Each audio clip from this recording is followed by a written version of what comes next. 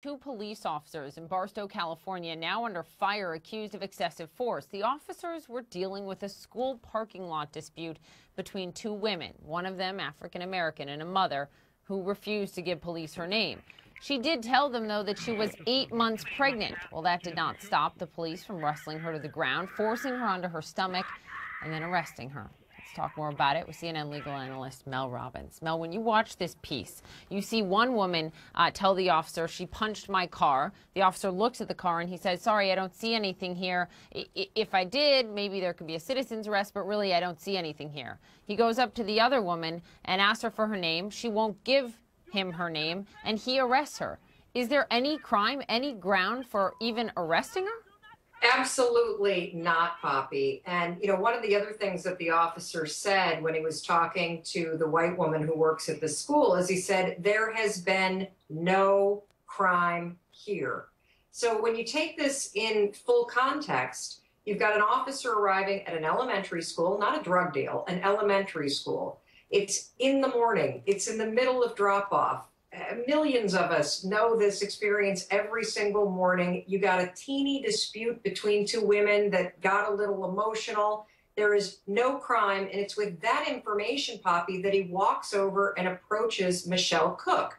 So at that moment, he has zero grounds to question her, zero grounds to detain her. He starts talking to her. She actually does give him her name. She tells him, my name's Michelle. And then he goes further and asks for her full name and ID, and that's when she asks to make a phone call, Poppy. And in the state of California, Mel, you don't have to give police your name, right? Correct. Now, here's the thing. Now, I think a lot of us grew up, I know I certainly did, and we also give our kids the same advice, which is, listen, if you're dealing with the police, you're not going to gain anything by being argumentative. Just cooperate and things will probably work out. But what is so egregious in this situation is he says to her, yeah, you can make a phone call. I'm going to give you 2 minutes. And then she starts on the phone call. Now, look, she doesn't run. There's no crime that's been committed. She's not mouthy at the officer. She's upset about the verbal altercation that happened with the woman in the parking lot. Police walk into these situations every single day. Their job is to de-escalate the situation and move on. But instead, he reaches out and grabs her. What justification does he have as she's making a phone call to grab her? She then says, let go of me, which she has every right to do. He ultimately pushes her on the ground. A pregnant woman should be cuffed in front of her stomach, not behind her back. She certainly shouldn't be pushed to the ground.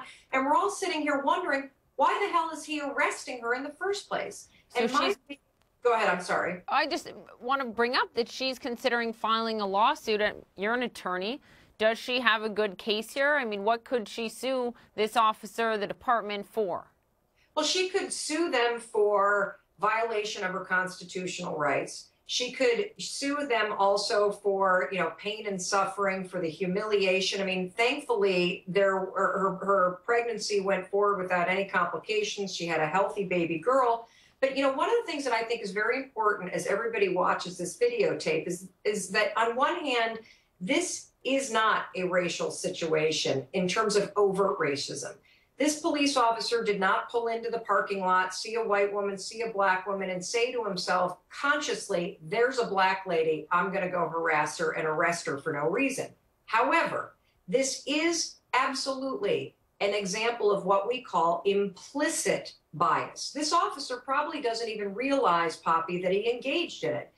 And here's how you know it happened. He treats the white woman, who is completely upset, just like the black woman, totally differently than he treats the black woman. He doesn't ask the white woman for her name. He doesn't ask the white woman for her ID. But the second he approaches the black woman, he wants to know her name. He wants to know her ID. This all with the verbal acknowledgement that no crime has been committed. By doing that, he is treating them with implicit bias. And this is why training is so absolutely important. Yeah, and you've said even this video would be good training for officers talking about implicit bias. And we wouldn't know any of it if it weren't for those body cameras. Mel Robbins, thank you. Thanks, Bobby.